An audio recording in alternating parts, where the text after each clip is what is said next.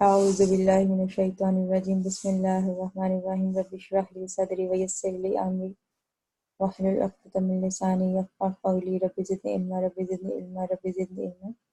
السلام علیکم ورحمۃ اللہ وبرکاتہ۔ سبق نمبر 38 آج انشاءاللہ ہم شروع کریں گے، اور اس میں ہم دیکھیں گے کہ مرکب اضافی میں اشارہ کا استعمال کیسے ہوتا ہے۔ لاسٹ کلاس میں ہم نے دیکھا تھا کہ مرکب اضافی میں صفت کا استعمال، اور آج ہم دیکھیں گے اشارہ کیسے استعمال ہوتا ہے۔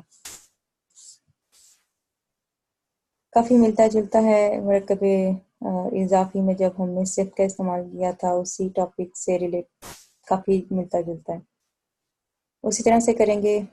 ٹھیک ہے، تو کیا ہوگا کہ مرکب اضافی میں اشارہ کا استعمال ہوتا ہے، ٹھیک ہے، اور وہ اشارہ مضاف کی طرف بھی ہو سکتا ہے اور مضاف الیہ کی طرف بھی ہو سکتا ہے، یا دونوں طرف بھی ہو سکتا ہے۔ ٹھیک ہے، جیسے یہاں دیکھیں لڑکے کی یہ کتاب، ٹھیک ہے، اب یہ کتاب کی طرف اشارہ کیا گیا ہے، تو اب لڑکے کی کتاب ہے تو کتاب کو نسبت دی جا رہی ہے، کتاب اس میں مضاف ہے، لڑکا اس میں مضاف الیہ ہے، یعنی مضاف کی طرف اشارہ ہے۔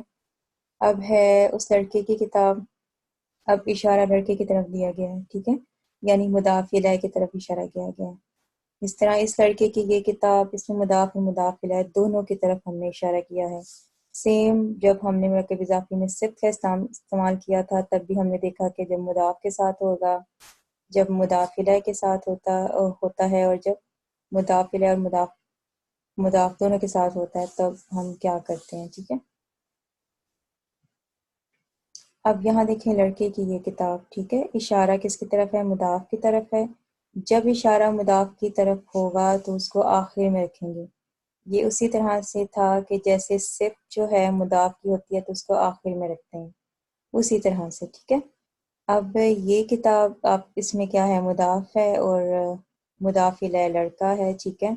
کتابوں کا اعراب ہلکا کریں گے، کتابوں سے کتابوں ہو جائے گا، اور لڑکے کو حالت جر میں رکھنا ہے۔ ہاں، آپ نے ایک یا کوئی کا لفظ نہیں لکھا ہوا تو ولدن سے الولد سے الولدی کریں گے، ٹھیک ہے۔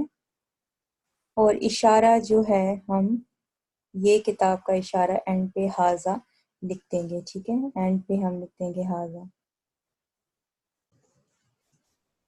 تو یہ کیا ہو گیا؟ کتاب الولدی حاذا، ٹھیک ہے۔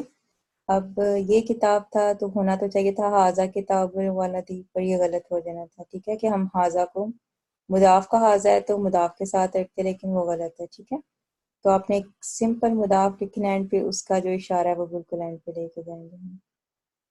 اب یہاں ہے اس لڑکے کی کتاب، ٹھیک ہے، اب اشارہ لڑکے کی طرف ہے، کتاب اسی طرح کتابو آ جائے گا، ٹھیک ہے، الولدی آ جائے گا، مضاف الیہ حالت جر میں ہوتا ہے۔ اب اس کا اشارہ، مضاف الیہ کا اشارہ اس کے ساتھ ہی آئے گا۔